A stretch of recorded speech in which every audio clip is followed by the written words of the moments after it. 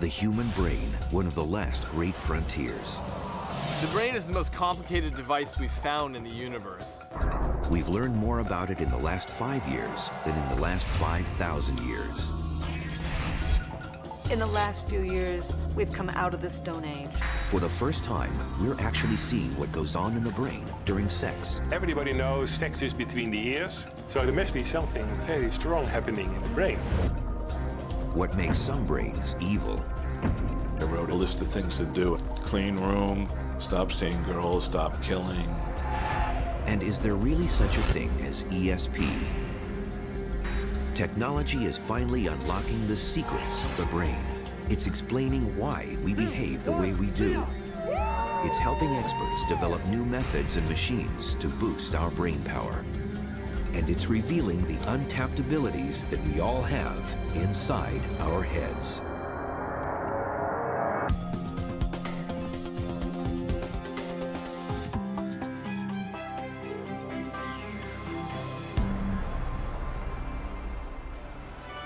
The brain controls every aspect of our lives. As humans have evolved, it's doubled in size. It weighs only 3 pounds, but it consumes 20% of all the fuel our bodies take in, generating enough energy to keep a light bulb burning. And you have to consider the brain having evolved like an old house, where we just added different rooms. And so there's all these stairways and connections. In the basement is the oldest part, called the brain stem. It's something we share with reptiles and other mammals.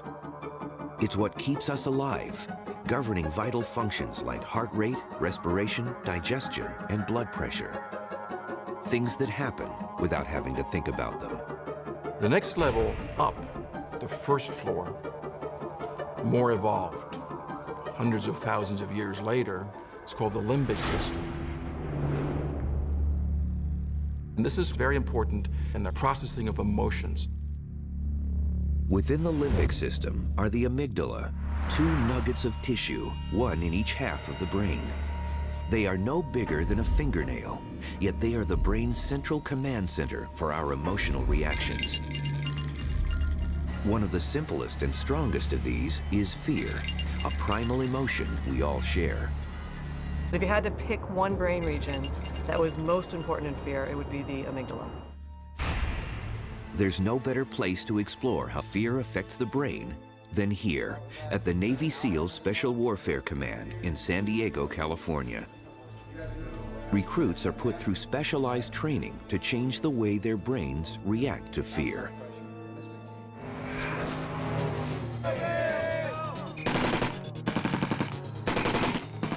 We introduce our students almost from day one to absolute chaos.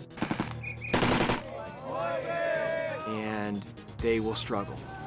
When you look at historic mistakes on the battlefield, they're almost always associated with fear or with panic. So the capacity to control these impulses is extremely important. Out of 140 candidates who start each class, on average, only 36 make the final cut. Successful recruits seem better able to adapt their brains to the demands of the job. It's not really necessarily the physical people who get through there. There have been Olympic athletes who've dropped out of training. And there's this 140-pound farm kid from Nebraska who'd never seen the ocean before, and he graduated. Why is that? To answer that question, the Navy turned to neuroscience. When confronted with fear, it's the amygdala that responds to information from our senses and instinctively presses the body's panic button. The amygdala is actually one of the most interconnected regions of the brain. So it actually will both send signals to parts of the brainstem that now elicit a range of bodily responses. As you start to sweat, your heart races, you might freeze for a while, you might run away. This exercise, known as the hooded box drill, is part of the close quarters defense system and is one of the ways the U.S. Navy conditions its recruits to control these amygdala signals. Our students are deaf and blind, Our instructors will set up a scenario, and then the hood comes off, and the student has to respond. Well, when you're under that hood, you have just a moment to kind of gather your thoughts and think of scenarios that could come your way. Sometimes the correct response is swift and lethal. Sometimes it's nonviolent. Hey man, do you know where the gas station is? My car ran out of gas. Yeah, there's one back that way. It is? Yeah. All right, thank you. It's supposed to simulate those quick snapshot situations, those high-risk situations that just happen in an instant.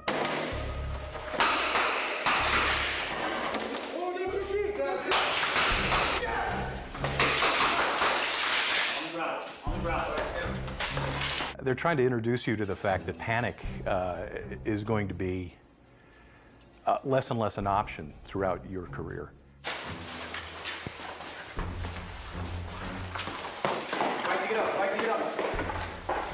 So the right way to do training is to expose people to scary situations where they can get used to them and know how to react when they're confronted with it. Through constant exposure to fearful situations, recruits learn to suppress fear that could otherwise make them react the wrong way and get them killed. But how do their brains do that? What scientists discovered is that as humans evolved, another part of the brain, called the cortex, also became involved in processing fear. The part that makes us most human about the brain is our frontal cortex. If the amygdala is the first floor, the cortex is the second floor of the brain. It's the brain's thin, wrinkly outer layer that's divided into 4 sets of lobes. If you unfolded the cortex of a monkey, it would be about the size of a piece of paper. If you unfolded our cortex, it's about 4 sheets of paper large. And the reason it's wrinkly is because you have to squish that all inside of the skull. The frontal lobes comprise the area just above our eyes, and these are the newest rooms of the brain. As humans evolved, the frontal lobes became the place where conscious, rational thought is processed. It's where we do our problem solving. The frontal lobes are so interesting because they are really the conductor of the brain. They synchronize all activity. Scientists made a major breakthrough in fear research when they found that information from our senses reaches the amygdala almost twice as fast as it takes to get to our frontal lobes. The speed of the different brain signals means unless we instinctively know how to react to a potential threat, we may freeze in fear, waiting for the frontal lobes to catch up to figure out the right response. Part of what happens with fear and panic is the unknown, is not knowing what to do next, and so your brain essentially freezes the way a deer freezes in the headlight. So the amygdala may get very fast signals about fear, but sometimes they're wrong, and quickly the situation may say to you, no, it's not a fear situation, and you're not afraid. So these very quick amygdala signals that you get can be controlled in sort of a top-down way. This is where the Navy's training comes in. It teaches recruits to minimize that delay by generating fast, accurate reactions to situations. Hands up, you too. Hands up.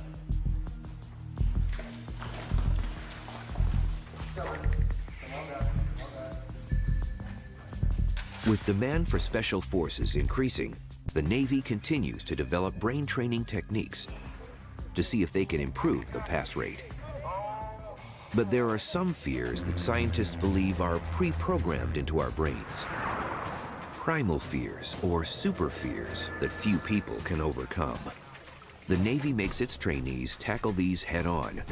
It's why their most dreaded exercise happens underwater, as recruits face the fear of drowning. There's almost nothing more scary than not being able to breathe.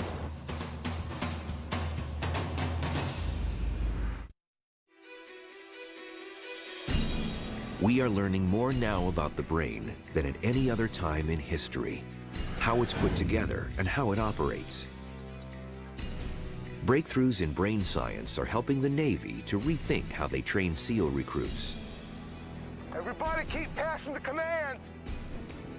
Specialized exercises can improve their brain's reactions in fearful combat situations. But the candidates need something more to cope with a super fear like drowning. Experts believe evolution has hardwired our brains to dread being trapped underwater. As a result, it's almost impossible to control the brain's overwhelming impulse to surface for air. And it's why recruits struggle so much to pass the underwater pool competency test.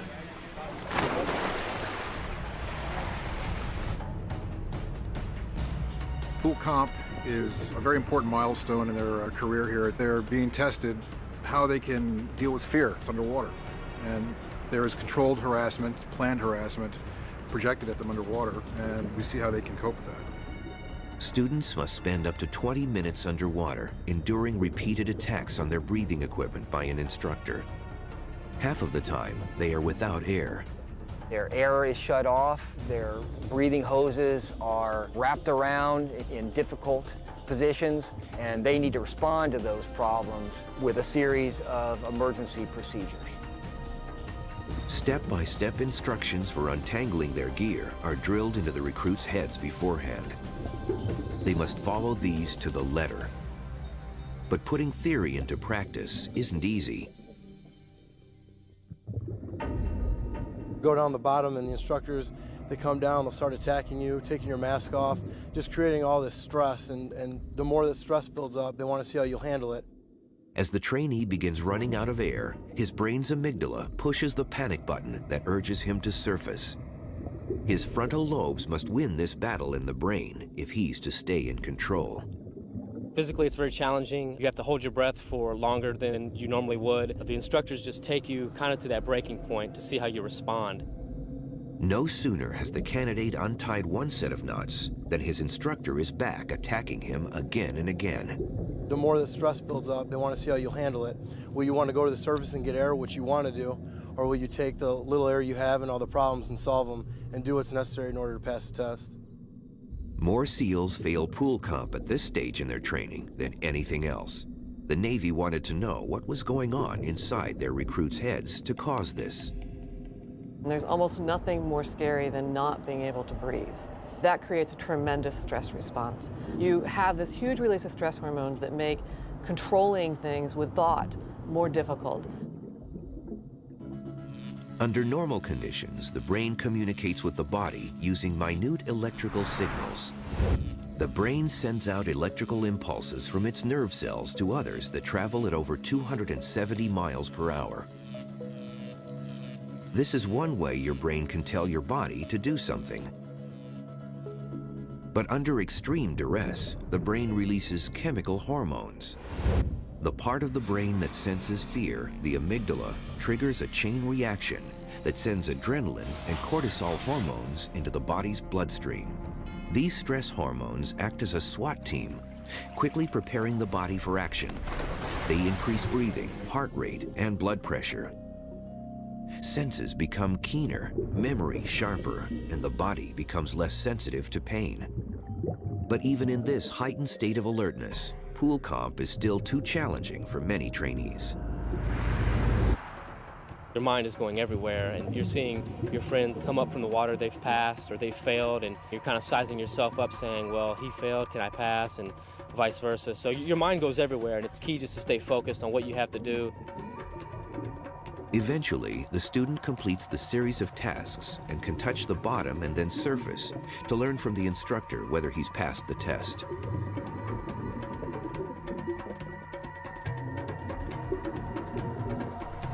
I feel fine.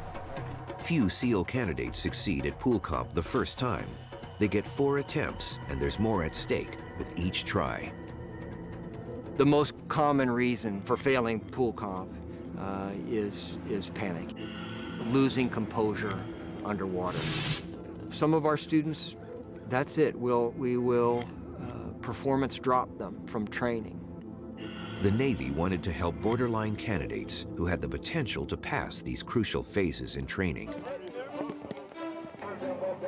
After consulting with experts, they came up with a groundbreaking mental toughness program, a set of techniques to boost the trainees' ability to control fear, even in the most extreme situations. You guys need to stay fired up while you're out there. The pain, the cold, and all that stuff. It's gonna eat away at you, but you got to keep going. The techniques that we were most interested in are what I call the big four: goal setting, mental rehearsal, self-talk, and arousal control. Scientists think goal setting works by assisting the frontal lobes. As the brain's supervisor, the frontal lobes are responsible for reasoning and planning.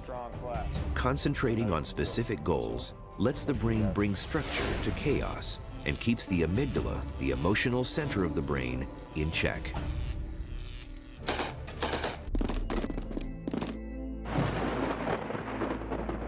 I got up every morning and I said, I'm going to make it to breakfast. And then at breakfast I said, okay, I'm going to make it to lunch. And then I'm going to make it through the run this afternoon. And then, you know, you take it in these little sort of chunks. The second technique, mental rehearsal or visualization, is continually running through an activity in your mind. So when you try it for real, it comes more naturally.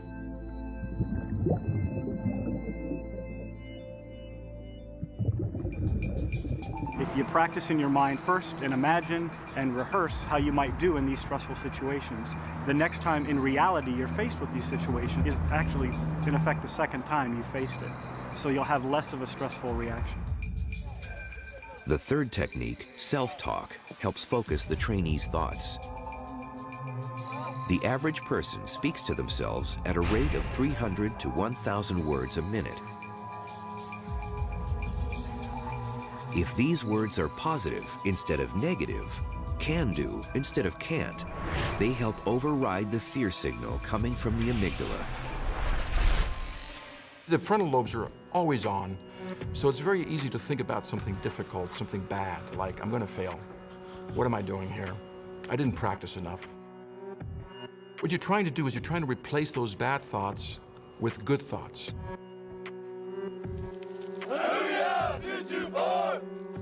The final technique, arousal control, is centered on breathing.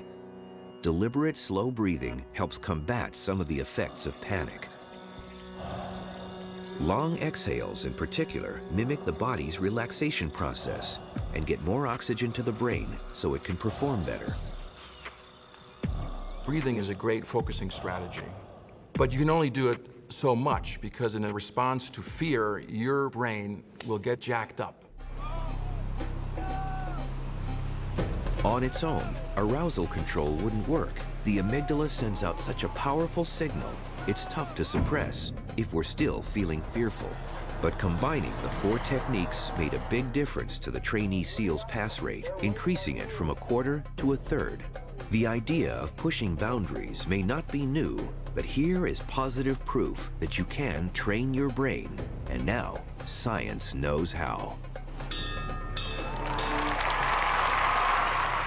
It goes back to a lot of much earlier sort of warrior traditions where you're sort of transcending whatever it is you thought your limitations were.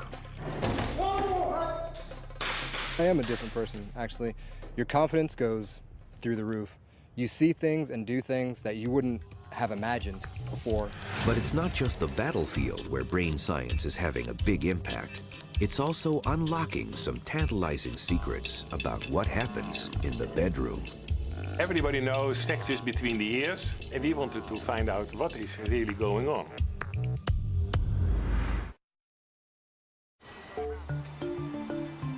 While the brain has evolved a fear response to keep us out of danger, it is also equipped with a strong sexual impulse to ensure the survival of the species. Having an orgasm is one of the most powerful human experiences, so to begin to creep into the mind and find out exactly how the brain is producing this overwhelming ecstasy is exciting. In the Netherlands, neuroscientist Dr. Gert Holstege is blazing a trail in sex research by revealing for the first time what happens in the brains of men and women during orgasm. 15 years ago it was not possible, but now with the neuroimaging techniques, it's very well possible to see what's happening. To find out, he needs volunteer couples. The man or woman agrees to be injected with a radioactive oxygen tracer and then stimulated to orgasm by their partner. While this happens, they lie with their head in a 3D imaging machine called a PET scanner. The PET scanner is measuring only blood flow. It's measuring the amount of blood going to different parts of the brain. The brain has many miles of blood vessels. When nerve cells are busy firing, they need lots of energy-laden and oxygen-rich blood. When they're not, they need very little. So you see what brain regions take part in this whole thing of ejaculation or orgasm. Aside from the obvious challenge facing the volunteers to reach orgasm in a laboratory setting, there is a time constraint too. The oxygen tracer has a half-life of just 2 minutes. I think it would be tough to have an orgasm under these circumstances, under any of these circumstances. Everywhere in the world, we have the vast majority of our sex in private, unlike almost all other animals. Fortunately, 11 men and 13 women did manage to get the timing just right. And what this groundbreaking experiment revealed was a startling difference between male and female brain activity during sex. The outcome was very surprising. When you look at the male brain during ejaculation or orgasm, then you see several parts activated. During male orgasm, blood gushes to the top of the brainstem. As well as being one of the oldest parts of the human brain, it's the area that controls the release of dopamine across the brain. Dopamine is a type of hormone called a neurotransmitter. Scientists know dopamine generates very strong feelings we associate with pleasure. What became clear is that the dopamine is released a little bit in advance of these things, like food and sex and drugs. So it's not, strictly speaking, a chemical of pleasure. It's a chemical of anticipation. So you're getting a flood of dopamine. Dopamine is the same chemical that becomes active when you feel the rush of cocaine and the other stimulant drugs. So it's an overwhelming experience of ecstasy and energy. The experiment showed that in men, blood was flowing away from areas of the brain that had to do with anxiety. But other areas remained alert. In men, you find deactivation of the amygdala and the region that have to do with anxiety or fear. It's not surprising that other parts of the brain become deactivated so that you don't feel anxious, you don't feel scared, you're not thinking about anything except the orgasm. Dr. Holstege found that women enjoy a similar dopamine experience to men. But what surprises him most is how much a woman's brain shuts down during orgasm. The deactivation was the most important finding. In women, there was an enormous deactivation of all the centers of the brain that had to do with anxiety or fear or alertness. Apparently, women let it go. Women can even go unconscious during orgasm, whereas men don't. Experts believe the difference between men and women may date back to prehistoric times when we were hunter-gatherers. This may have an evolutionary purpose. You know, for millions of years, we had our sex on the grasslands of Africa, where there were dangerous animals roaming around. Somebody had to be alert enough to jump up and run or defend the group. And it's logical that that would be men. So the female brain tends to shut down more than the male brain does. In a future set of tests, Dr. Holstege hopes to increase the time he can monitor what happens in our brains during sex. He's intrigued to see how rapidly the dopamine-induced feeling of euphoria drops away after orgasm. I still think that there will be big differences between men and women, just before, during, and after orgasm. What exactly is then the difference in the brain? And that's what I want to know. Aside from sex, dopamine plays a major role in motivating our brains to do all kinds of things, even something that seems the opposite of sex, not furthering life, but risking it. Yeah. What is it about the pursuit of pleasure that would make these base jumpers in Moab, Utah want to throw themselves off a cliff? Pretty much all the cliffs out here have a pretty high danger scale. On a 1 to 10, they're all about an 8. Mistakes can be fatal. When you run off a 500-foot rock, you got about 6 seconds to live. And is that extreme? Yeah, you're darn right that's extreme. Everybody ready? And if this is the ultimate thrill for some people's brains, why not for everyone's? This thrill is just basically essential for us to be happy, to have that feeling alive inside of you, so then life is worth it.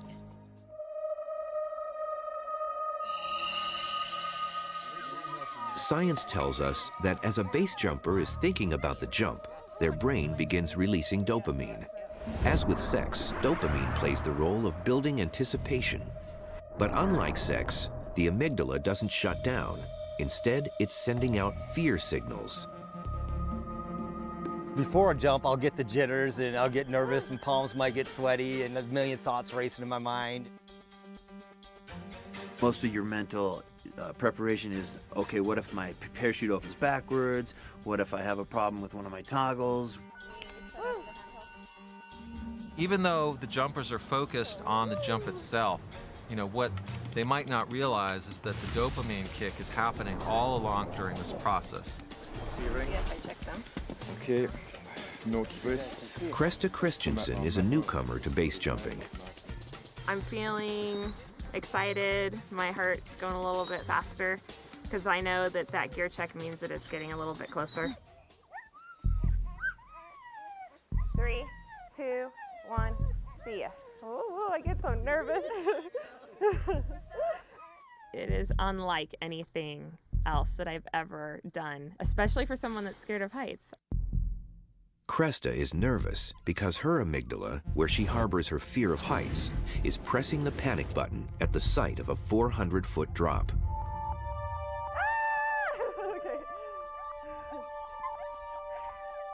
It's about as physiologically aroused as a person can be. You've got the stress system going, so you've got adrenaline being released. That gets the heart going. You've got hormones being released. You've got stress hormones like cortisol going. You've got neurotransmitters like dopamine being released in anticipation of the euphoria. But at the same time, Kresta's frontal lobes weigh in, making her question if she's doing the right thing. The fear, the pleasure, the potential risks, all these competing signals get processed into action, experts believe, in the striatum, in the middle of the brain. And the striatum's kind of like a switching center. It's also the part of the brain that has the densest concentration of dopamine receptors. As Kresta's dopamine rush bombards her striatum, her motivation for pleasure battles the other impulses. But will it be enough to make her jump?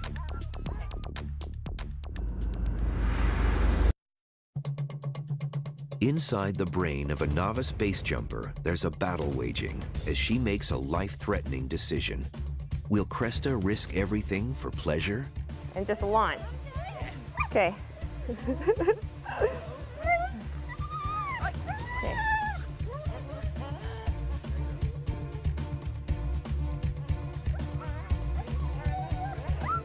Okay.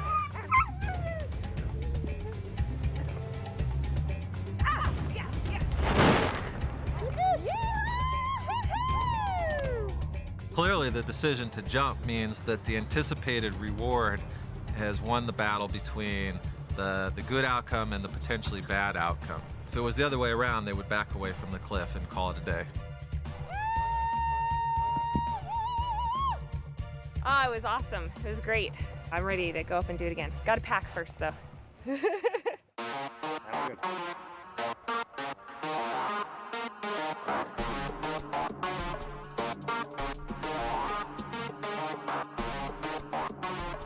No sooner have these jumpers survived one death wish than they're getting ready for the next. They seem addicted to finding new locations with fresh dangers and more challenging conditions. Scientists say there's a reason for this. When we look at what happens in the brain, we see that on repeated exposures to pleasures, whether it's food or drink, whatever, or sex even, that we see the dopamine response gets a little bit less each time. You get a little less bang for the buck. Which for thrill seekers means either doing an entirely new activity or taking bigger and bigger risks with a familiar one. Novelty is a really big jolt for the dopamine system. And so when we look at base jumping, it kind of mixes both of these things and really maximizes the pleasure response. That's what keeps it addictive. The base jumpers would appear to agree. By keeping things new and different, it keeps the excitement there. There's people who do it one time and decide that it's too risky to do it, so they stop. Most people continue to do it, and they'll do it at least once a week, if not, more than that. There's very few people who dabble in base jumping. 3, 2, 1, see ya! Scientists think we find danger-seeking pleasurable because it's been necessary to our evolution. If humans didn't take risks, they say, we'd still be living in caves. But they're fascinated to know why some people will risk more than others.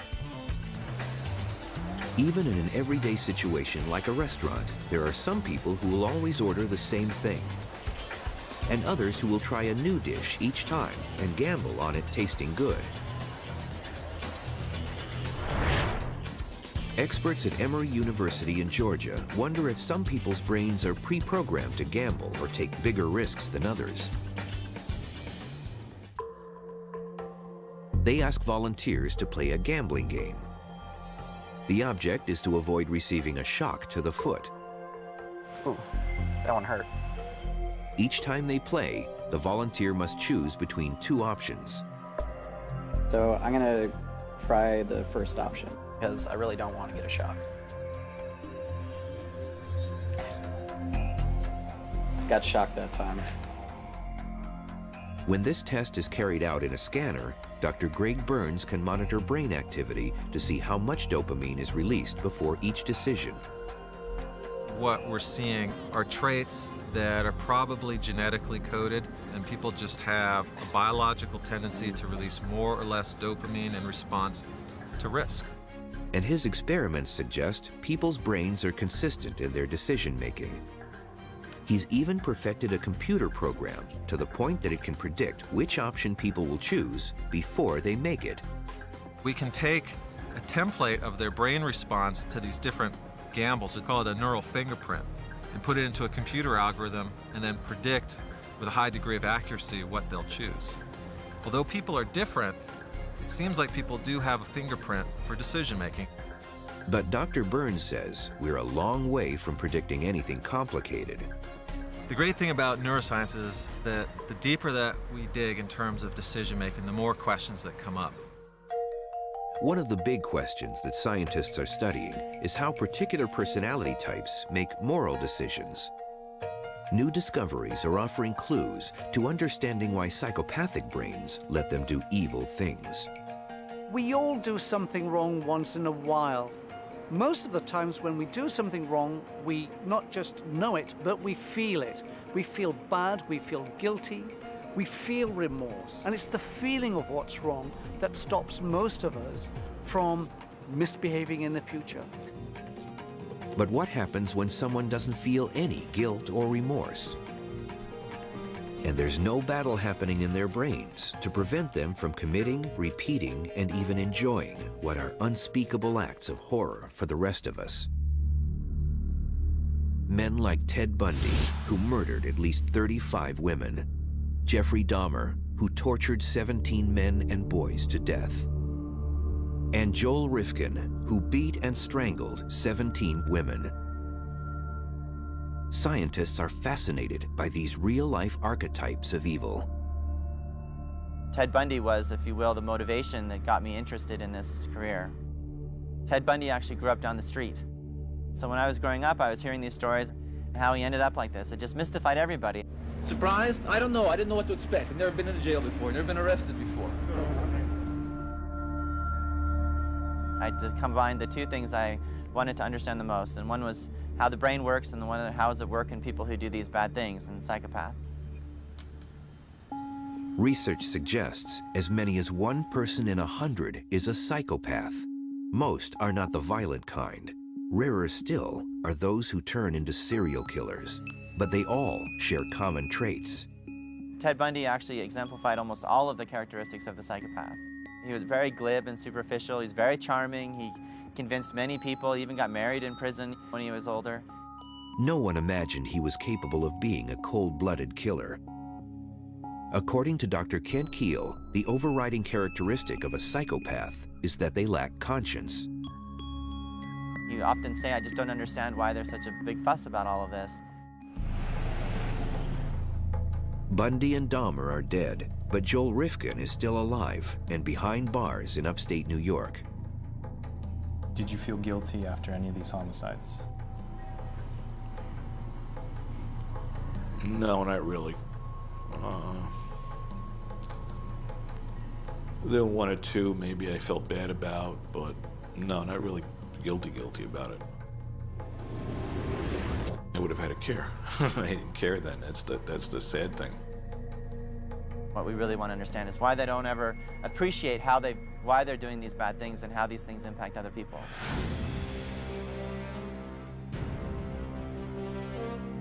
Scientists hope that by looking inside the brains of psychopaths, they might finally identify the reason for their twisted thoughts. Once upon a time, Joel Rifkin was this innocent little baby with this beautiful smile on his face. He didn't have one sense of evil in him. Or did he?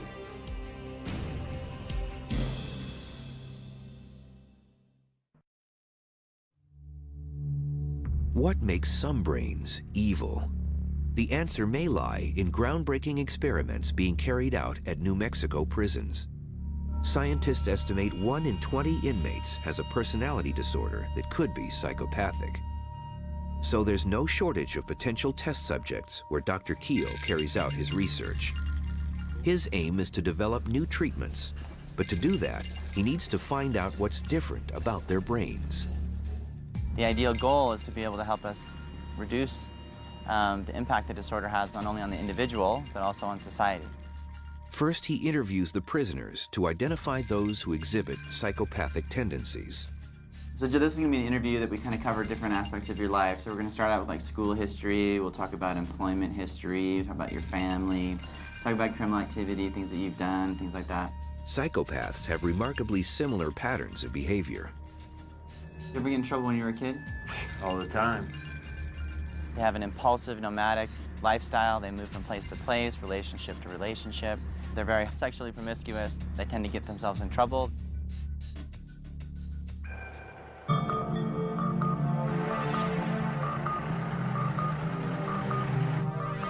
Dr. Keel sends the prisoners he's diagnosed as psychopathic for brain scans. In the first test, he wants to see how they react to making mistakes. We've scanned over 300 inmates. So we've actually collected one of the largest brain imaging data sets in the world, and by far and away the largest brain imaging data set that's ever been collected in psychopaths. All right, this is obviously the magnet. It doesn't sound like much now, but it will get very, very loud. The scanner uses magnetic fields and radio energy to monitor blood flow in the brain while the inmate is thinking and reacting. So in this task, you're going to see a series of X's and K's on the screen. What I want you to do is press the first button with your right index finger whenever an X appears on the screen, but do not press when a K appears on the screen.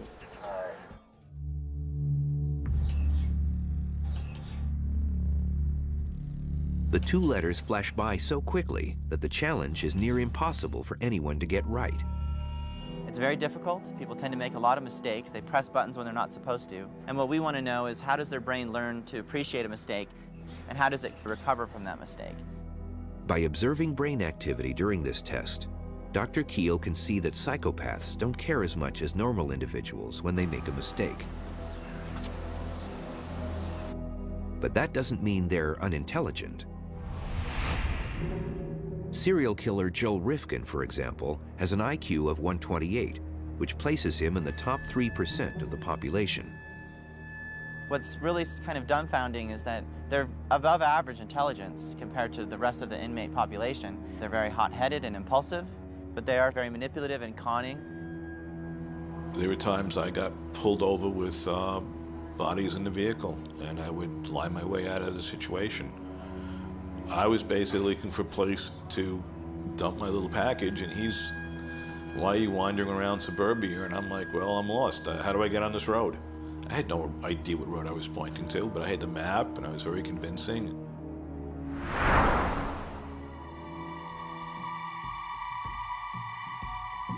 In a second test, the New Mexico inmates are asked to rate photos on whether they are morally objectionable.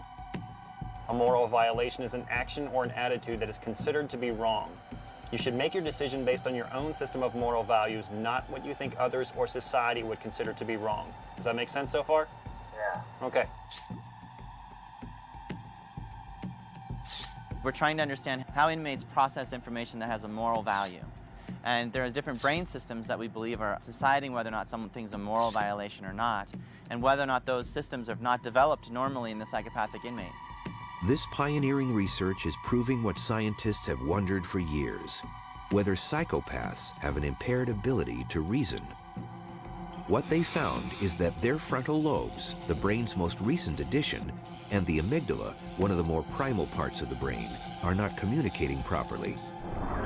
What's more, in a recent study, Dr. Adrian Rain found that the brains of psychopaths are physically different.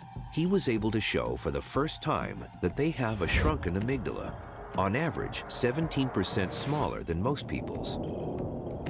And this is another crucial piece of the puzzle in understanding why psychopaths are not afraid to commit evil acts.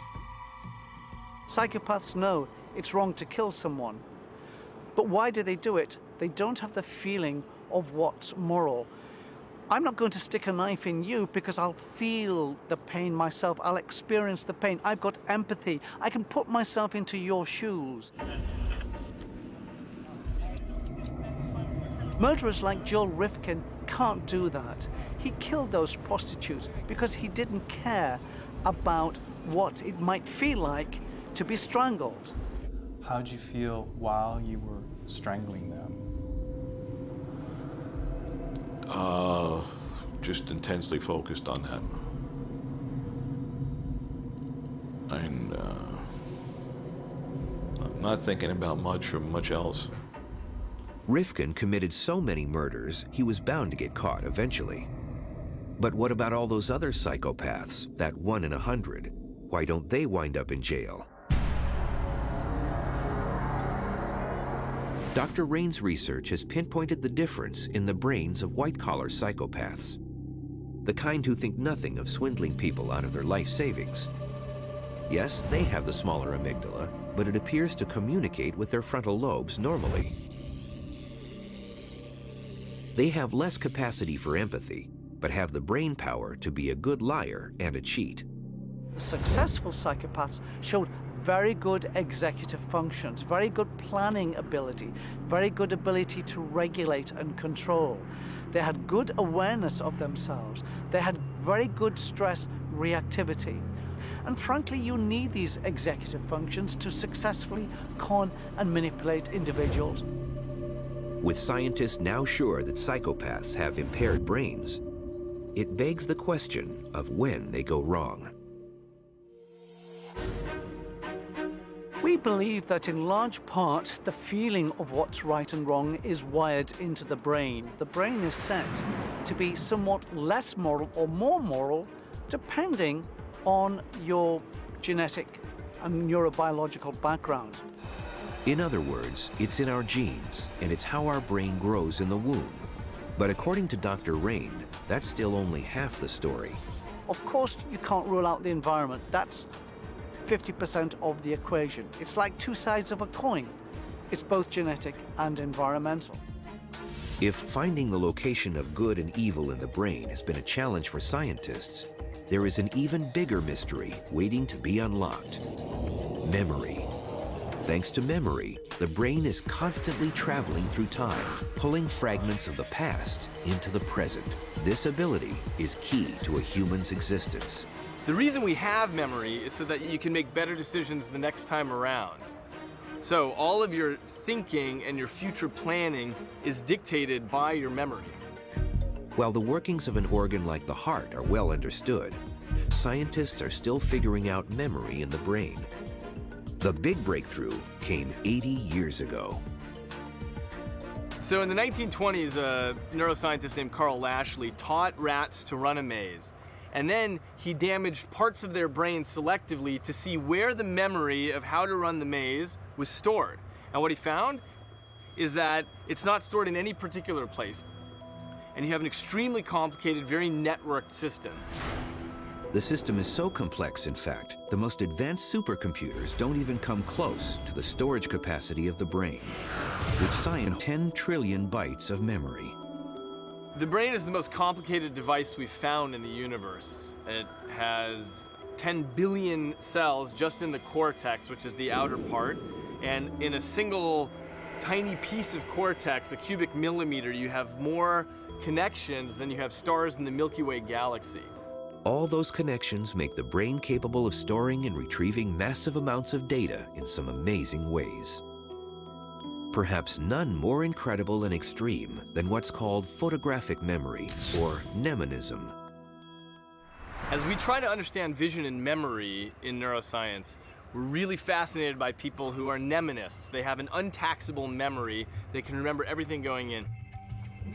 British artist Stephen Wiltshire has this extraordinary ability. He can remember complicated cityscapes and reproduce them in staggering detail. For his latest sketch, he's climbing to the top of Tower Bridge for a bird's-eye view of London. He need only stay a few minutes, since he claims his visual memory of the scene will never fade. Just looking at the buildings and skyscrapers, we feel I'd like to take about 20 minutes and then do it from memory. To appreciate how incredible Stephen's skill is, it helps to understand how vision works. Sight is processed at the back of the brain, in the occipital lobes, or visual cortex. Two eyes give a field of vision of about 200 degrees. They can detect 2.3 million different shades of color. And experts estimate they send 72 gigabytes of information to the brain every second. That's like 18,000 songs on an iPod. Back at his gallery, Stephen begins to draw what he saw. He's using several areas of his brain. His parietal lobes, in particular, are working to control his spatial manipulation and hand-eye coordination. Cross-checking his sketch with the view reveals just how uncannily accurate it is. In little more than an hour, he's recreated the panorama. This picture will sell for $4,000. Stephen's talent is almost superhuman, but his skill comes at a cost. He is an autistic savant, which means his brain has developed differently. Most of us don't have the capacities he does because our brains are doing 57 other things. We're thinking about our careers and our mortgages and our futures and what we're doing at the grocery store later and so on. And as a result, the neural real estate is divided among lots of different tasks. In a savant's brain, essentially all of that real estate is devoted towards one thing, like solving that Rubik's Cube or playing the piano. And as a result, they have deficits in other aspects of their life, for example, in their capacity to socialize. Geniuses like Leonardo da Vinci, Mozart, and Monet all had incredible memories, and there's speculation they may have been autistic too.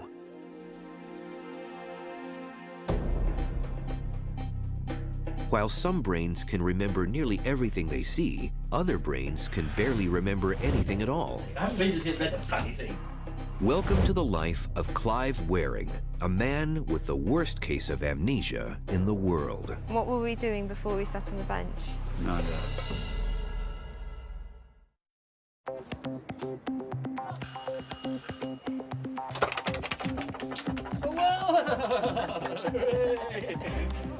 Even though Clive Waring has seen his wife Deborah numerous times today, every time he meets her, it's like he's seeing her for the first time. Clive has the worst case of amnesia in the world. His memory span is at most 30 seconds long. What were we doing before we sat on the bench? Nada.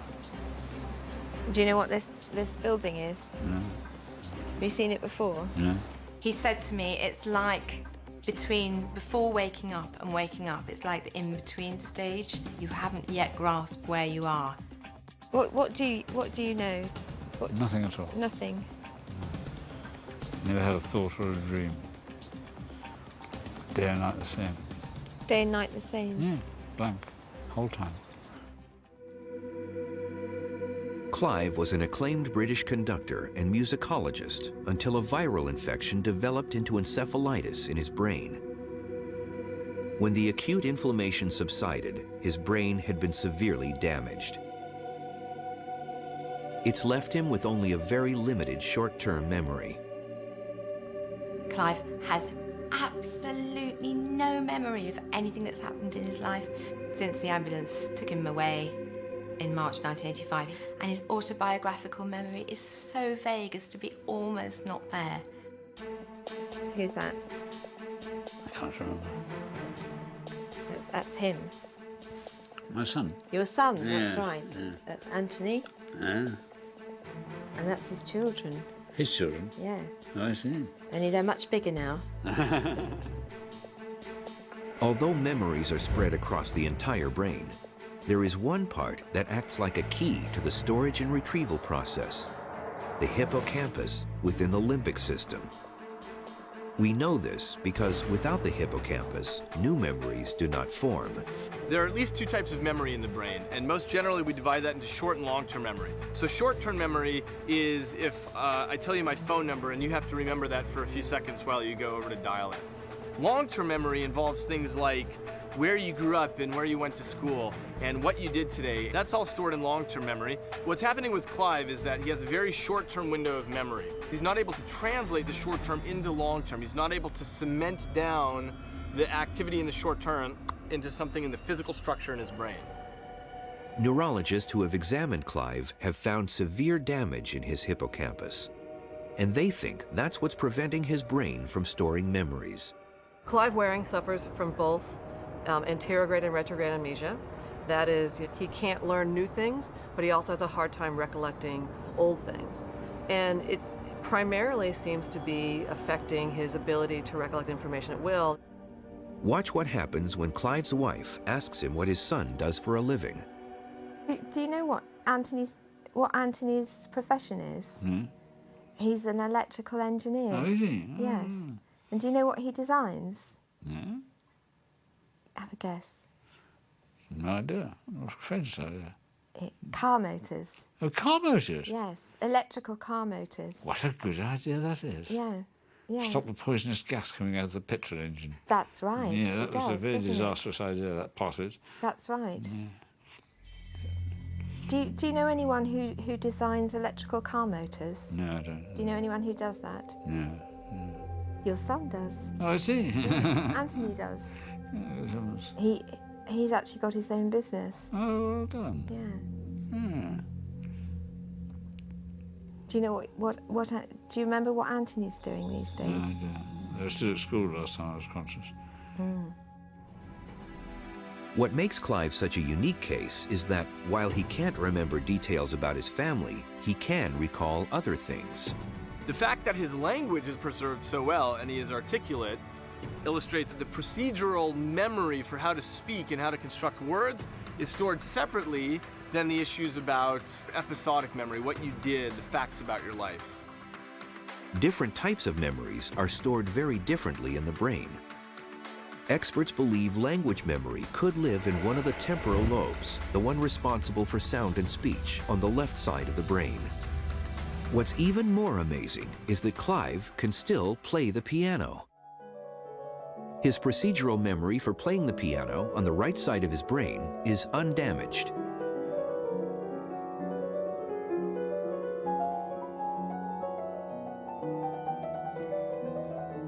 When he is performing music, that is where Clive finds a continuum. He has a momentum that kind of carries him through time.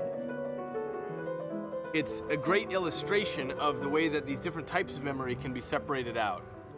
Do you know what month it is? Yeah. It's April. April? Mm-hmm. April. So it's your birthday next month. Yes. Clive today appears upbeat, but that was not always the case. I haven't read the bloody thing. Well, use your intelligence. This was Clive in 1988, 3 years into his amnesia, when he was frustrated and angry. For the first 10 years, Clive lived in a world where he said the same few things over and over again because of the anxiety, the fear, the terror, the horror of his situation. Each new moment he felt he was awake, he wanted to write it down. When it was such a compulsion that he would have written it on the table, on the wall, on any available surface. So how do you think it got there? I do. I presume the doctors don't know. But you must. No, I haven't. You listen to me, please, for heaven's sake. When I say no, I mean exactly that. The pages of his diary are filled with exclamations and words crossed out. Eventually, though, his anger subsided. He started to change after about the first 14, 15 years. He began to remember things for longer. His mood changed. Deborah attributes this change to her faith and her prayers. Scientists have their own explanation. We do know that your brain physically changes, and that's what we mean by plasticity. It's always rewriting its own circuitry. With children, the brains are extremely plastic. That's why children can learn language so much more easily or learn how to play new instruments. What we're now discovering is that the adult human brain is much more plastic than we previously thought. So when people get brain damage, other parts of their brain can shift around and take over the missing functions. This year, Deborah wondered whether Clive still needed his diary. When he looked through the previous days and weeks and months and saw that he'd just written the same thing over and over again, it tended to upset him. And we thought, well, let's just take it away and see whether he misses it. To everyone's surprise, after writing in his diary every single day for 23 years, Clive didn't ask for it back. That compulsive need to record each moment of awakening must have passed.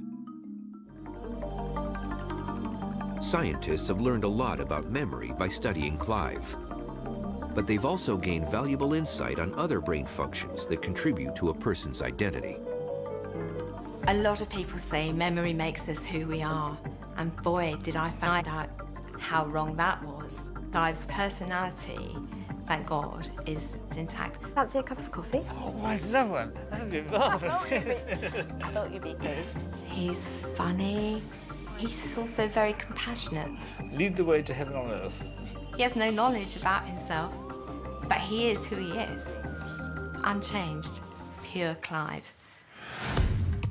Memory plays a pivotal role in everything we do, including sports. It's finally dawning on athletes that it's not only brawn, but also brain that makes a champion. Well, in the 80s, we developed a lot of muscle training methods to increase sports performance. And now, in the 21st century, we're taking the brain to the weight room.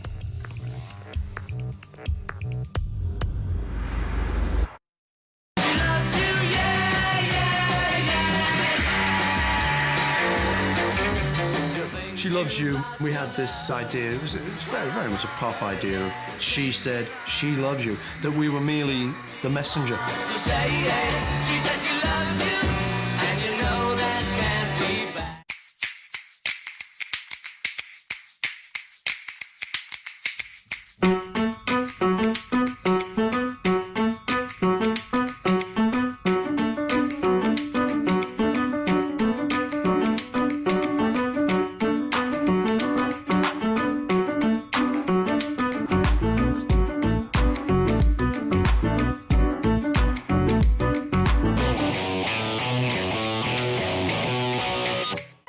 What's cooking at Applebee's. New flavor-loaded steaks. We start with America's best-selling flame-grilled steak. Then we load it up with fresh ingredients and savory flavors like the Steakhouse Classic with Applebee's signature sauce. Best of all, they start at just $9.99. There's also our Bourbon Street steak with blackened shrimp, the Napa Valley Cabernet and Portobello's, and more. Applebee's new flavor-loaded steak starting at $9.99. There's no place like the neighborhood. This holiday season, buy $50 in Applebee's gift cards and get a $10 bonus card free.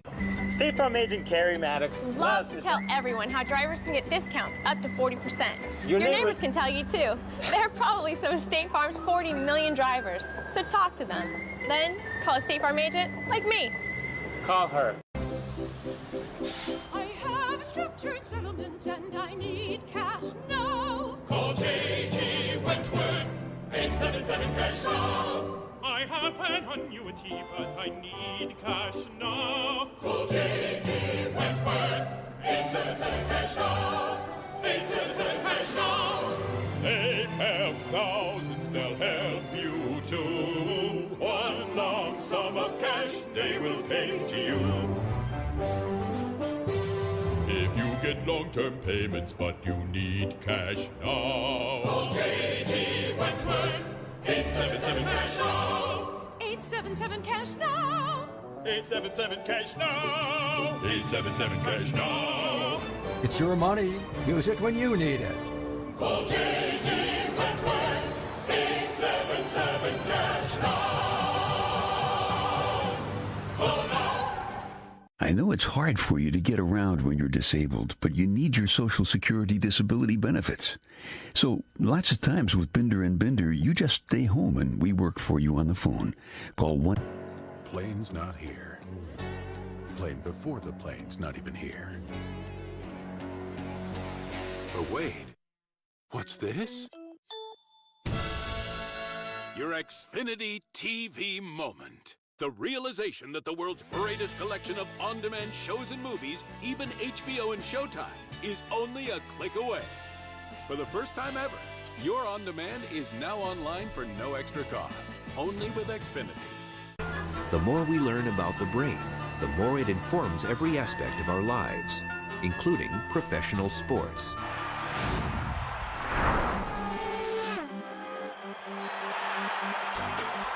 Sports performance is all about the brain, but it wasn't like that all the time. For the longest part of history of sports, people didn't care about the brain. They would consider an athlete a good player if they had good muscle definition and they were very coordinated. Just within the last 10 years, we think that about 50% of all sports performance, and sometimes the most important part about elite performance, is related to brain functioning. Now, athletes have caught on to how important the brain is to their performance on the field. 90% is mental. It's a tough game, you know. You really have to have control of your mind to play this game. So how does the brain improve the game? Almost all of sports is dynamic and requires millisecond to millisecond decision making. And if you miss it by a small percentage, you miss the putt. You're a tenth of a second too slow. Your shot falls off the rim. That's that little differentiation between super world class and good. At a basic level, it's about hand-eye coordination and practice, practice, practice. And there's no better place to see this than at the Cirque du Soleil, where performers must practice constantly.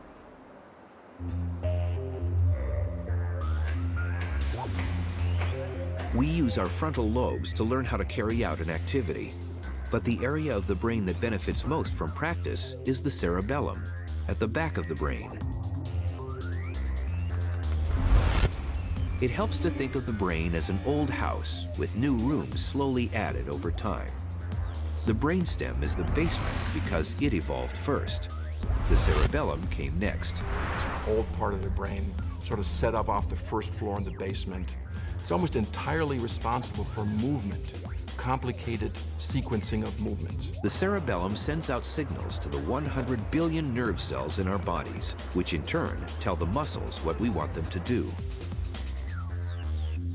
The frontal lobe is monitoring the activity, but most of the time gets out of the way and allows the cerebellum and the rest of the brain to engage in this behavior that's been practiced over and over and over again.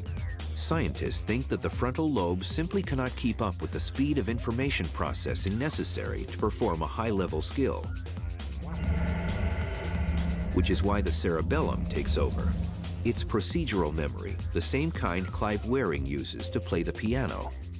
And it's the idea that you can go into a filing cabinet and pick out a motor memory that you've already practiced. And experts now know why practice makes perfect. The more you practice, the better the cerebellum becomes at knowing exactly which nerves and muscles to trigger each time. In sports psychology, there's suggestions that it takes 10,000 hours of deliberate practice in order to achieve the level of expertise. Such extreme levels of ability may actually lead to memory within the muscle itself, guiding a sequence of contractions and relaxations. But the brain is still essential. You damage the brain, there is very little activity. Now, of course, you need an intact body, you need physiology that works. In basketball, it helps to be tall. In racing horses, it helps to be small. But every of those athletes has a brain that has to be synchronized with their athletic activity.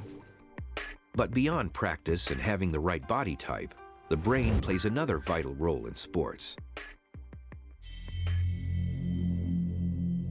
Just imagine a weightlifter who's trying to lift an amazing amount of weights. They have to be extremely pumped up. The Navy SEALs use a breathing technique to calm down, whereas athletes need to vary their level of excitement. Sports scientists call this process arousal modulation. We think of arousal modulation as the volume button of the brain. Once again, it's the amygdala in the limbic system that controls our emotional response. In this instance, it gets us psyched up to compete. Back when the brain was evolving, it's how early man would get ready for the hunt. But the amygdala needs to be triggered. One simple way is by using sensory stimulation, such as cheering and clapping. You can control it externally through loud noises, by slapping a person. Why? Because those sensory mechanisms go into the first floor of the brain. So you'll see in sports a lot of times, people using this intuitively, a lot of noise. Come on, come on, come on, go, go, go. Athletes need to get themselves into a position where when the game starts, they're at the right level of arousal. Okay, because basketball is a contact sport. You gotta push out. You have to fight for the rebounds. And it's almost a simulated war.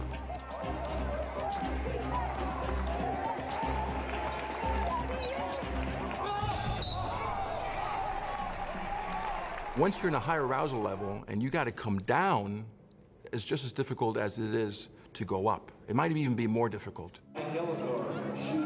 All of a sudden the game stops and they have to shoot a free throw. The player needs to turn from pumped to quietly focused in seconds. Inside the player's brain, the frontal lobes must quickly muffle the amygdala response to calm emotions, relax the body, breathe slower and lower heart rate, so that he stands a better chance of making the shot. This is tough because the player's body might be too pumped, or the frontal lobes might be distracted by other nervous thoughts like the fear of failure. If these thoughts are strong enough, they could feed back to the limbic system and trigger the fear response. This would then make it extremely difficult to focus on performing a complicated action well. It's a situation experts call performance anxiety.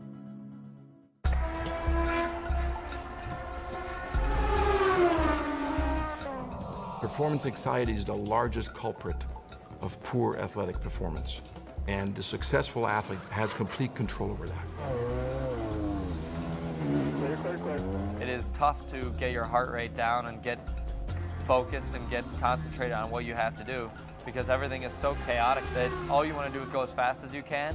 You just need to relax and just try to stay cool. Stay away from that wide line, Graham. Stay away from that wide line. Get it wrong, and the consequences can be fatal. If your concentration slips for any moment of time, most often it would result in a crash. Top speeds can be up around 230 miles an hour. And at those speeds, I mean, anything can happen. And when you hit the wall, you hit it hard. Few sports demonstrate performance anxiety better than golf. People love golf because you'll see a world-class athlete miss a 2-foot putt to win a major tournament and lose hundreds of thousands of dollars. Putting requires a very low volume of activity. It's a small motor movement, and the frontal lobes probably should be turned off. We know that Tiger Woods can do this because he has done it many times. But what is it about his brain that he's able to put the ball into the hole?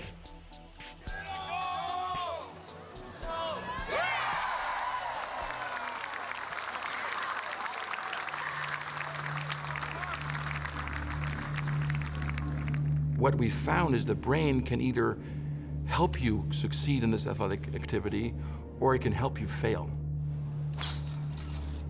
And we think Tiger Woods has found a way to succeed most of the time because of his ability to modulate his own brain functioning. Scientists can't scan Tiger Woods' brain in action. He would need to lie motionless, which would make playing golf impossible. So instead, they must make an educated guess. Because he's blinking so little during a putt, we think that his anxiety is very low. Because eye blinking is usually related to anxiety. So he's very relaxed, like a drowsy state, a drowsy, sleepy level, but yet enough concentration that you can focus on the task.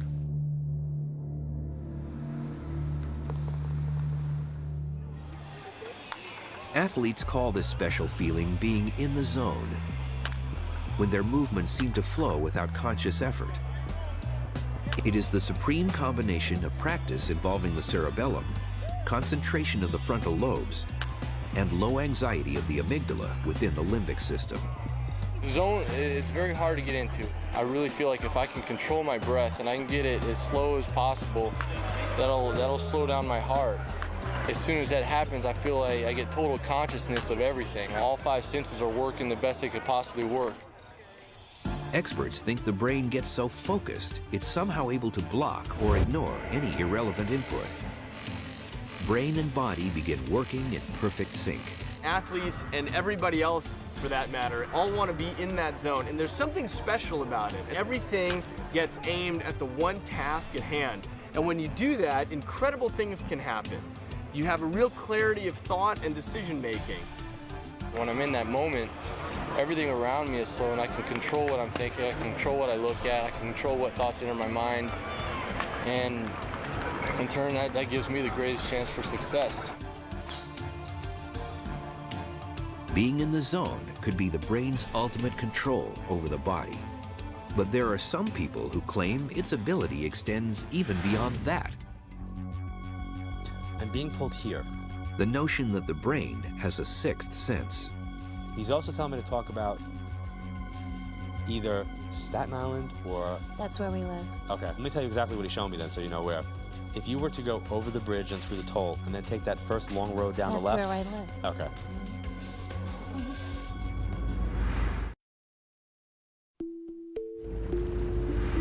Our 5 senses are the gateways between our brains and the outside world.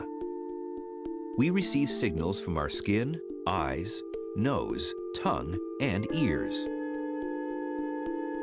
The different areas of the brain interpret this sensory information as touch, sight, smell, taste, and hearing. But what if there were a 6th sense that enabled our brains to see into other people's minds, anticipate events, or pass on messages from the dead? Although 1 in 4 Americans say they believe in extrasensory perception, only a handful of scientists entertain this possibility. Dr. Dean Radin researches psychic phenomena at the Institute of Noetic Sciences in Northern California.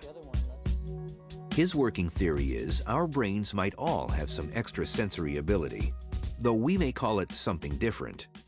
One thing that people commonly talk about is a gut feeling, and a way it expresses itself often is while driving. They get a sense there's something wrong about these corners, and more often than not, a car is in fact coming from the other direction. So I've learned to pay attention to my gut feelings. It's like pushing your attention a few seconds into the future. Other things are the feeling of being stared at, which is a very commonly reported effect, typically by women feeling that a man somewhere is staring at them. There's also telephone telepathy. Without looking at your caller ID, sometimes people will hear the phone ring and immediately know who it is. And these are not cases where only one person ever calls, but somebody unusual is calling. So these are ways that these kinds of events appear in the everyday world. Your hand a little bit. Yes. Ooh, that's a very good signal. Okay, I think we're ready to go. Dr. Radin has tested more than 300 volunteers in electromagnetically shielded rooms. He shows them a series of images and measures their reactions. We were sent in a random sequence pictures which are calm or emotional, and also pictures in between. The more emotional pictures evoke a stronger response. What Dr. Radin found is that while his pool of subjects is randomly chosen, he always finds people who respond accurately before they see the image. They seem to know ahead of time the kind of picture they'll see. Though their degree of psychic ability appears to vary. Not everybody's going to be able to play golf as good as Tiger Woods, but everybody can play golf a little bit. And so what we tend to see in the laboratory is everybody playing golf a little bit. And occasionally we're lucky and we get the equivalent of Tiger Woods. Somebody's claiming they were buried with gum. Somebody was buried with gum. You buried somebody with chewing gum? Take the mic, please. John Edwards' success as a TV medium would suggest he's in the Tiger Woods category. In the history of science, we've often been wrong. We used to think the Earth was flat. We were wrong. We used to think the sun revolved around the Earth. We were wrong. We used to think physical objects were solid and static. We now know that was wrong. So I start from a point of view, when anybody makes a claim, whether it's a medium or a healer, I approach it as, I don't know, could be yes, could be no, show me the data, I'm open. You only put a couple of sticks in? His old secretary, they used to chew the same gum, and we put it in the casket with him. A couple of sticks? It was, I think they're like individual packet, like the bazooka, the one with the comics. I think it's. Okay, so that's what they're I'm feeling. individual. All right, would this be like a father figure to you? It's my dad. Okay. And do you still see his assistant? Yes. He wants you to tease her, like what, she couldn't spare a few more slices, or like I couldn't have the whole pack? The way the process of mediumship typically operates is that the mediums get little pieces of information. So he's making me feel like, wasn't he already kind of gone? Yes, he was. Okay. Yes. Not because the other side is fragmented, but because they're just able to pick up little snippets. It's like you've got a semi-good connection on your cell phone, and you get a piece of information here, a piece of information there. People say, well, where are they, and how do you do this? And it's like, well, where's the internet? It's a place that exists, but you can't go there with a physical body. You have to have a conduit of some sort of connection to get to it. You got to be plugged in somehow. Anybody have a plastic frog with them? I'm being pulled here. So like from here over, you guys are safe. Over here, no. If I'm doing an event, I will get a pull to the section of the room, a specific area of people. My nephew asked for Christmas a toy frog, and it was his dad that passed away. And his dad passed before Christmas? Yes. When I'm hearing something, I don't hear it in my ear. I feel like I'm hearing it outside of me, but it's a thought that I'm hearing. No. John is one of several psychic mediums who agreed to undergo scientific testing at the University of Arizona. We're going to put a cap on you that has 19 electrodes. I did 3 experiments with John Edwards, each one more controlled than the next. The most controlled of them involved fitting the mediums and the volunteers with EEGs on their heads and EKGs on their chests. One of the ways to address the question, is the medium reading the mind of the sitter versus reading the mind of the deceased, is to record the brainwave activity and the cardiac activity, the heart and brain of the medium, and simultaneously record the brain and the heart of the sitter. The medium never meets the subject, and they sit separated by a screen. John and the other mediums have to get whatever information they can about the subject's deceased loved ones. I'm going to tell you what I'm seeing, hearing, and feeling, and basically ask you to confirm and verify it simply by yeses or nos. Okay, the first thing that's coming through is to tell me to talk about a male figure to your side. A male figure to your side would be a husband or a brother who has crossed over. Do you understand that? Yes. Okay, actually there's 3. There are a couple occasions that I sat with people and got nothing. You know, like I got absolutely nothing. So, and they'd be like, well, why is that happening? I'm like, I don't know. I'm like, maybe it's me, I don't know. So I got zeros for that. But sometimes John will get accurate information. The sitter will either think he's wrong and later discover he's correct, or the sitter won't know the answer and they'll have to then contact some of the family members and friends and lo and behold discover that it was correct. And we found that in that experiment as well. John's accuracy rate typically averaged 80 to 90%. And the monitoring machinery showed his brain waves and heart rate were not mimicking the subject's. We discovered that John's heart actually went out of sync with the sitter, which implied, of course, that his attention was somewhere else. They were also telling me to talk about the dog that's named after a drink. So I don't know if there's like a Tom... My dog, Jaeger. Jaeger? Yes, yes. By the way, apparently needs a bath. Yes, he smells right now, he does. Based on the laboratory experiments that I've done with John, I am clearly led to the conclusion that John is a real medium. The so-called afterlife experiments remain highly controversial within the scientific community, in part because they raise more questions than they answer. At the present time, scientifically, we don't know how real mediums like John Edwards do what they do. The working hypothesis that we entertain in our laboratory is that we all have energy. This energy continues like the light from distant stars. And what John does and others do is that their brains and consciousness serve as an antenna and receiver.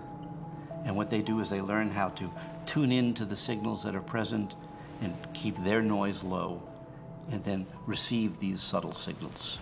The concept of a connected fabric of reality, of which we are part of that by virtue of being here, is similar to something like the Force from Star Wars. That Obi-Wan at some point suddenly feels a disturbance in the Force when a planet is blown up. And in a sense, he's feeling ripples through this space-time medium that he's able to sense directly. The phenomena what we call ESP probably operate on something like that. Physics has a name for this distant connectedness. It's called quantum entanglement. At the moment, it's just a theory being applied to electrons and molecules. Scientists don't know yet if it could apply to the brain. But the breakthrough that confirms extrasensory perception could come sooner than we think. It's always very difficult to predict when such things happen. I would guess maybe 20 years. Sometime between tomorrow and 20 years. The next 2 decades promise to unlock many mysteries about the brain. Neuroscientists are already working on smart technologies that could change our lives in ways we'd never imagine. We will get to a point, I believe, when there will be instantaneous communication from the web to our brains. That I'm sure. What if we could supercharge our brains using machines and take the next leap of evolution within a single lifetime instead of over many lifetimes? Radical innovation is the goal of programs being funded by the semi-secret DARPA, the Defense Advanced Research Projects Agency.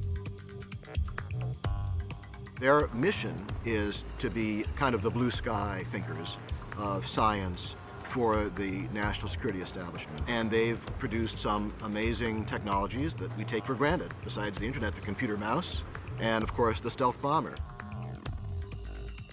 They take some of the smartest scientists in the country and they ask them to push current science 30, 40 years into the future, to take big leaps. DARPA is funding one such leap at Columbia University in New York.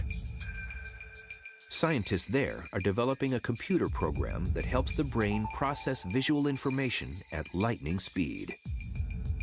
In our modern society, we're bombarded with information, whether it's images from television, images on the web, one's job, and it's starting to be overwhelming, and we need to figure out which images we really need to spend time looking at and which we can ignore. The idea behind cortically coupled computer vision is to create the best of both worlds, the versatility of the human brain enhanced by the speed of a computer. It's very hard to tell a computer vision system, find something that's funny or out of the ordinary or suspicious. It's much easier to have a person do that. Of course, computer vision systems are very fast, so the question is, how can we actually make the human visual processor faster? In this example, the images are aerial shots of Seoul in South Korea. The analyst is looking for helipads. The old slow method would require a methodical search of thousands of individual photos before marking each helipad. The new method involves the analyst wearing an EEG cap. Dozens of electrodes can now detect electrical brain activity just below the surface of the skull. In normal brain processing, the visual cortex extracts detail from a scene. Information is sent forward to the frontal lobes for decision-making. Then the motor cortex generates a response, the click of a mouse or the movement of the eyes. The prototype program intercepts the signals, filters out irrelevant brain activity, and focuses on the subliminal aha moment, when the eyes spot a helipad. In just a few seconds, the analyst can sift through the thousands of images. Although he may not be consciously aware of it, his brain is remarkably accurate at identifying the few shots that have helipads in them so they can be marked up later. So essentially, we're going to tap into the signals that are involved in deciding whether there's something interesting, and without having the subject having to make a response, use that to now reorder or resort image databases to improve search. This boosted vision technology helps the image analyst work up to 4 times faster. It could be adapted to help fighter pilots make better split-second decisions, or to improve the sifting of surveillance footage by police or security personnel. And then there are possibilities beyond defense and intelligence. One potential application that's of interest in which there's high throughput of information might be in the stock market or in trading. I mean, many times traders, they're assimilating this information across different screens. Something might catch their eye, but they can't actually act on that at that moment. So that information can be tagged, that it grabbed the interest of the trader and processed by some other person down the line. Medical research might be interested in these devices too. And marketing teams could use them to record people's first reaction to a product or advertising campaign.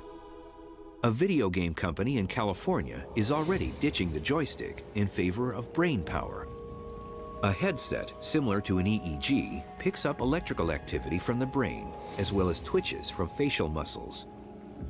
The signals get translated into on-screen commands. Players raise rocks and vanquish villains, not with a click, but with a thought. The future potential for implanted personal data assistants, or PDAs, is almost mind-boggling. As we get older, we all worry about our inability to remember names and faces. We're going to find ways to compensate for that loss of natural, evolved memory. We're evolving in the direction where we will have devices that will do that for us. And I think ultimately we're going to have a Facebook in our heads. At that point, it's going to be pretty hard to see where, we end and the technology begins. At Duke University in North Carolina, neuroscientists are taking that next step already. They've implanted electrodes into a monkey's brain and isolated the brain signals for walking. During one recent experiment, a monkey paced on a treadmill while her brain activity was sent via the internet to Japan to instantly control the walking of a 5-foot humanoid robot. The monkey got raisin treats for making the robot walk. Then her treadmill was switched off. In her desire for more treats, the monkey kept the robot walking, using only her thoughts. And there's been a similar breakthrough at the University of Pittsburgh in Pennsylvania. Monkeys, fitted with tiny sensors in their brains, have learned to control a mechanical arm and use it to reach for snacks. It will have tremendous implications for medicine, for people who are amputees, for people who are quadriplegic, giving them the ability to move robot prosthetic arms and legs in ways that will allow them to interact with their environments, which they have not been able to do before. Could there be hope in the future for someone like Clive Waring, whose brain damage means he can't process new memories? I don't remember sitting down in the seat. That was unknown to me. There's work being done currently with rats that might one day create a synthetic hippocampus for humans. If you could do that, in theory, you could actually introduce instantaneously new memories, as we do in computer chips every day these days. What if instead of taking months and months to learn a language, we could download a basic dictionary of a language? Or what if, never having been somewhere, instead of having to carry that tour guide or book around, or that clumsy book, and stopping in the middle of the sidewalk every few minutes to see where we're going, we actually had a rudimentary map that had been downloaded into our brains of that new city that we're visiting, or those monuments that we're looking at. Drugs are being developed for combat troops that would allow them to stay awake for 2 or 3 days with no ill effects. A new class of chemicals called ambikines are thought to help the neurotransmitter glutamate work better in a tired brain, and so improve memory, learning, and cognition. These could eventually find their way into everyday use. Lack of sleep historically has meant that you are inclined to make mistakes. I think we're going to be able to resolve that problem. Shift workers, people who have to work all night, might be able to do without sleep and function very well. Students who are studying for exams, people who have to travel across time zones as part of their work. In the near future, scientists expect to perfect portable brain scanners. Light-emitting diodes fitted in a headband would bounce light into the frontal lobes to detect brain activity. That information would be fed into a unit no bigger than a pack of playing cards. Instead of lying motionless in a giant MRI machine, wearers could discover what's going on in their brains while, for example, playing sports. We will be able to look into super athletes' brain like Federer or Agassi or Tiger Woods and see not that they're different anatomically necessarily, but functionally they are different in terms of how they process information. The second application is that you can use this new technology to help athletes perform better or perform up to their capacity. Imaging technology is still in its infancy. In widespread use for less than 20 years, compared with over 100 years for X-rays, it's limited only by our imagination. The pictures we get of the brain right now, though there are several really amazing technologies, they're pretty gross. They're at a large level. Now people are saying, wow, it would be really good if we could get a more granular, more fine-grained, deeper images of the brain, so at the molecular level. And I think that's the next frontier for brain imaging. For all that we have learned about the brain, we still have so much to discover. There are many unsolved questions that remain about the brain, and they're surprisingly simple. How is memory actually stored, and how does it get reconstructed? Why do brains sleep and dream? What is intelligence? Why do people have a variety of skills and talents? How do we perceive the world? How does the brain represent time? What is consciousness? If we do manage to answer these questions over the course of perhaps one more lifetime, what will this mean for the brain? An organ that is so complicated, yet so often driven by primitive instincts. We evolved in a world very different than the world we live in today. So we have to adapt now. And this, to me, is the greatest mystery of neuroscience right now, is how